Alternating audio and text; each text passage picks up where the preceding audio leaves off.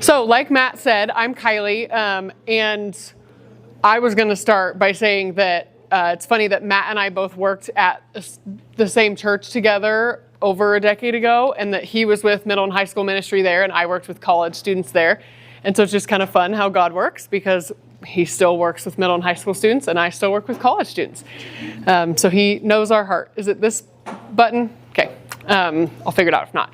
So my day job is working in the athletic department at CU. So I'm a mental health therapist, and I support the athletes with like one-on-one counseling for sport performance or just life stuff. And then I'm also in charge of a couple of teams. Oh, I have a pointer. And so my teams are the football team and then cross country and track. So those are kind of the teams I work with specifically, which means sometimes I'm on the field with the football team, which I understand is a big privilege, and I just try to stay out of the way and not get hit. So when Matt asked me to come speak tonight, he was kind of saying, I think you have an interesting life path, and obviously my faith in God has kind of gotten me to this point. So I want to ask, before I go any further, who in the room here either does sports or cares about sports? Okay, quite a few hands. Anybody here that's into like music, theater, other kind of performing? Cool, okay, and there can be both. And then if anybody didn't raise their hand, I just hope that you have something that you care about that is fun for you outside of school and other stuff that you have to go do. All of the above are going to be relevant tonight and what we're going to talk about. And so we're going to start. I did include a little picture of Matt to prove that we're friends outside of here. This is us at the Delaware game a couple weeks ago with our families. His wife is one of my best friends, which is fun. So I want you to take a second and imagine that out of nowhere, from that door right there, a giant bear just ran in through the door. Okay, and I want you to think to yourself, how would I respond to that, right? Like, people over here are probably going to respond differently than those of you right there. But a couple people real quick, tell me, if you encountered a bear, how would you respond? What would you do? Yeah. Close my eyes. Close your eyes. Great. What else are we doing? Yeah? Figure out what type of bear it is. Analyze the bear. How is that going to help you? Like if it's a black bear, it's afraid of competition. And if it's a grizzly, then just don't look at it. Okay, so if it's a black bear, it's afraid of competition. If it's a grizzly, don't look at it. Actually, that's going to maybe be important to us, so I'm glad you brought that up. One more answer for how you'd respond to a bear? Yeah? Cry. Probably cry. Right, great. Okay, so when we think of a bear, we're going to think of, let's see. Hold on. Did our threat? Do one pass and decide one more. Okay, great. Sorry, a little out of order. So when we see a bear, our natural instinct is to turn on a threat mindset. This is going to be important. I promise I'll talk about Jesus, okay? But a threat mindset, when we encounter fear, when we encounter something that is a threat to ourselves, our body reacts. So you may notice some tension in your chest. Your throat might close up. You might close your eyes, right? You might cry. Whatever it is, your body's going to show up almost before you do, right? When the opposite side of a threat mindset, and what I teach my athletes on the daily, is what we call a challenge mindset. So this over here is Michael Phelps, if you didn't know, fancy swimmer, has a lot of awards. He's really famous for this guy in the other jacket here is Chad Leclos, and they're huge rivals, neck and neck all the time. He's really famous for this photo because he was just staring down the competition, right? So in this photo, he looks angry, kind of hilarious. I don't know what I did there, just ignore it. And it became a sensation, but this was his challenge mindset. This idea that when you show up to something that is going to be kind of an obstacle, if you approach it with a more of a challenge mindset than a fear mindset, something to be considered that you can conquer, something that you're going to rise up to. It's going to be hard. It may be a challenge, but when you embrace the challenge mindset, Does someone here have an example of a time where they did something they didn't think they could do, and they were really proud of it? Yeah. I don't want to share it though. Okay, I want someone to share it with me. But like, should you be proud of it? Do you want to share it? Okay, will you tell me? Bench 225. Okay, you benched 225. Amazing. That feels like a really big deal. After you did that, tell me, like, when you feel that pride and that confidence, where do you feel that in your body? All over? Like what? Is it like, do you stand taller? Do you loosen up? Like, yell. Okay. So being kind of brave. You guys, what am I doing right now? This. So really just, you kind of yell. You just let it out, right? And in order to yell, like if I'm sitting like this, I'm not going to yell very loud, right? It's the idea that you really have to get big. Again, if you're benching 225, you're going to feel strong. You're going to feel kind of like that bear, right? So the idea is when we think about a threat mindset versus a challenge mindset, it can absolutely change how we respond to a situation. And it can actually change the outcome of the situation too. I have an example of this really quick. I have to be careful what stories I share from my job because a lot of them are private and protected by law. But I have an amazing story from an athlete I used to work at University of Texas, and they have an amazing diving program. And this is Janie, and she's a tower diver. Does anybody in the room dive, just by chance? You ever been off the 10-meter board? Okay, I've seen maybe a 10-meter board. Okay, that's the super tall one, and it doesn't have a spring, and you literally stand on the edge, and you have to throw yourself off of it. It's actually insane. You override every survival mechanism in your body to literally perform, do some flips, and get to the water. Well, Janie's one of the best in the country, and at this particular event, there's a clip from ESPN, so I'm sorry it's a little bit grainy, but long story short, Janie, the dive just before this, absolutely zero dove, which means she didn't complete the dive. She landed like stomach first. You usually try to land feet first or hands first, just to break the water because of how physics works. So she's hitting the ground at the water, which feels like the ground, like cement, super high rate because she just kind of missed her spot and messed it up, right?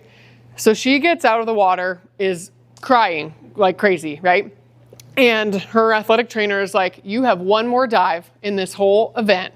Like, you are not giving up. You're going to get it together and you go back up there. So Janie went from a threat mindset, hey, I just basically fell off a 10-meter board. Instead, she said, I'm going to have to change my mind and get back up there and see this as a challenge to not do it again. And so here's just a little video of how it went. A competitor, a fighter. You see that motion that she has on the 10-meter and the encouragement from not only the Texas Longhorns, but the entire pool.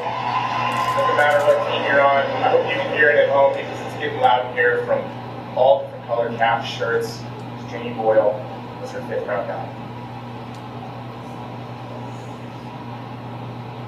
Talk about a fighter.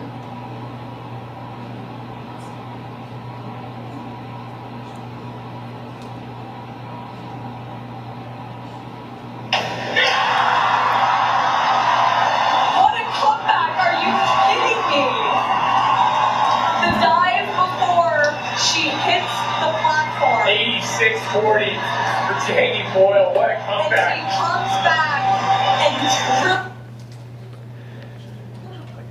and Who else's heart is beating fast? Mine is. Maybe I'm just biased. If you know anything about diving, or if you don't, there was very little splash on that, which is a huge deal when you're jumping from that height, right? So the whole point of me showing you that is that just the way that challenge mindset came in there and absolutely changed how she approached the next dive. And the whole place was supporting her. And I don't remember the exact results, but it was, I'm still talking about it years later, right? So what does this have to do with Jesus? When I think of threat and challenge mindset, the cool part is that this is actually written into the Bible in a lot of places, but this was one of my favorite examples of it, which just goes to show that even ways that we can change our mindset and approach our mental health and your sport performance can be biblical, right? So here we're going to talk about when Jesus walks on the water and then when Peter also walks on the water. So this is from Matthew 14. A little bit of the context is that I'll start reading it and then I'll explain. So immediately Jesus made the disciples get into the boat and go ahead of him on the other side while he dismissed this crowd that's around. After he dismissed them, he goes up on a mountainside by himself to pray. Later that night, he's there alone. The boat was already far from land, buffeted by the waves because the wind was against it. So he's far away from everybody that he's usually trying to be around, which is his disciples. Shortly before dawn, Jesus went out to the disciples walking on the lake. Keep that in mind, right? Walking on the lake. When the disciples saw him walking, they were terrified. It's a ghost, right? They cried out in fear. It's a ghost. You're going to see someone defying physics. Might be a little scary, right? So Jesus immediately says, "Take courage. It's me. Don't be afraid." Peter says, "Lord, if it's you, tell me to come to you on the water." So in that moment, right, there's kind of this curiosity, I'll say, about what Jesus is doing. Is it actually Jesus? Is it a threat? Is it some kind of, is it something they should actually be worried about? Or is it really Jesus again? Because he had just left them and they didn't know where he went, right? So if it's you, let me come to you and walk on the water. He says, "Come." So Peter got down off the boat, walked on the water, and came towards Jesus. So in that moment, Peter's thinking, if I really want to go see Jesus right now, if I really want to embrace this challenge in front of me, I'm just going to give it a go and I'm going to walk on the water. And he does, right? And you'll hear that story a lot with a lot of different contexts, but in this case, in that moment, he had faith and hope and he rose to the challenge. But when he saw the wind, the second that a threat came into him, right? He's already kind of doing a balancing act on the water. The second the wind comes in, he becomes afraid. Just like we were talking about with that bear, just like with a threat mindset. So he was afraid and he began to sink and cried out, "Lord, save me." And if you think about what these guys used to wear back in the day, it was not a hydrodynamic Speedo, right? So they're on the water in all his clothes. I don't know what kind of swimmer that Peter was, right? And all it took was the wind to get him off his, out of his mental game, right? And to fall victim to that fear. And so he cries out and says, "Lord, save me." Immediately, Jesus reaches out his hand and caught him. It says, "You have little faith. Why did you doubt?" They climbed in the boat. The wind died down. And then those who were in the boat worshipped him and said, "Truly, you are the Son of God." I'm just going to finish it. When they had crossed over, they landed at a word that Matt would know how to say. I'm going to say Gennesaret. And when the men of that place recognized Jesus, they sent a word to all the surrounding country, and people brought all their sick to him, begged him to let the sick just touch the edge of his cloak, and those who touched it were healed. So this becomes a bigger sort of teaching moment for everyone, right? That once Peter had this doubt, then the fear took over and he turned into a threat mindset and he kind of lost that ability to do what he was originally doing. And I think when Jesus says, "Why did you doubt?" sometimes this comes back to us in our day-to-day as well. I'm thinking when you guys are going through a challenge mindset, that might be you having a test at school, right? You're going to have a hard conversation with somebody. All of that, if you look at it as a threat, it's going to be based in fear. But what does the Bible say, like all the time, that Jesus says to us? Do not be afraid. I saw the mouths out there. Let's say it together. Do not be afraid. Yeah. And so okay, great. So in summary with all of this, I wanted to point out that we experience a lot of communication from God through how our bodies feel. And that might sound a little different than something you've heard before, but You think about how fear feels and how we get small, right? Or how confidence feels and how faith feels, and then you get big, you get tall. And when you are going through your life, little challenges, big challenges, right? I don't know what you got going on day to day right now. One of my favorite ways to deal with that, in a sense that you can really just feel God and harness some of that power of that faith that he was trying to get Peter to lean into, is a little trick that I use with a lot of my athletes also. And I'm going to make us all do it together right now so you can practice it, okay? The idea is that in a moment that we might be stressed, you might be going through something tough, you might be facing a challenge or a threat, you have to decide. I want you to think about where you feel that in your body, what that challenge or that threat is. I want you to exhale what you don't need, right? So if you're afraid, if you got an exam and you're nervous, right? You're going to exhale that. You're going to notice that tension, just like leave your body. And then you got to refill it. And that can be inhaling back faith. It can be inhaling hope. It can be inhaling joy, right? Whatever it is that you need. And you just got to notice what joy feels like, what hope feels like. But the idea is that if I hope that you've all experienced that when you pray and you kind of notice just that little shift in your body that feels like a little bit of just peace that, transcends understanding, or that you just kind of have a little bit of faith that even though you don't know where it's headed, you're able to rise to that challenge.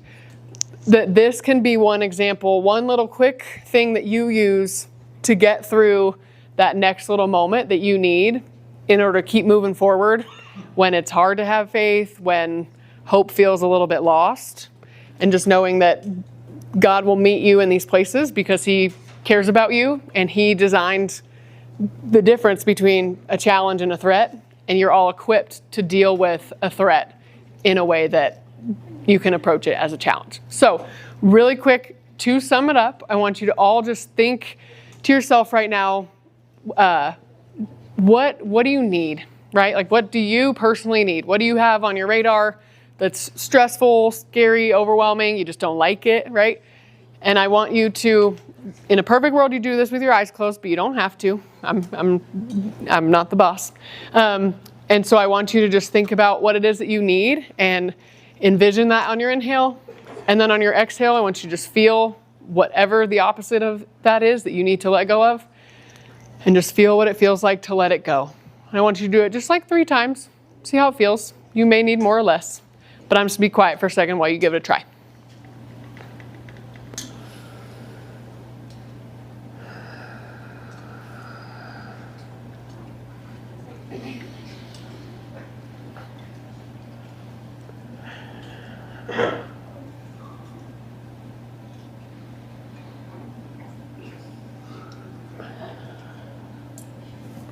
How do you feel? Good. A little bit better, right? Can't cure everything, right? But it takes the edge off enough to keep you moving forward. And that's sometimes what faith looks like, is just day by day, step by step on the water when you can't believe that you are walking on water to begin with.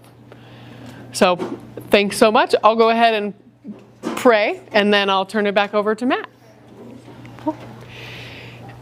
Jesus, thank you for the opportunity to come here tonight and see what you are doing at Rocky. It is very impressive, and I know you've put each person in this room for some reason, and I just pray that you continue to speak to each individual soul in this room and remind them how loved they are and how you see them and you know them, and whatever it is that they're dealing with, you are there to guide them over the water and just blow their minds with things they didn't think they could do, rise into challenges, and just supporting them in moments of threat, moments of fear.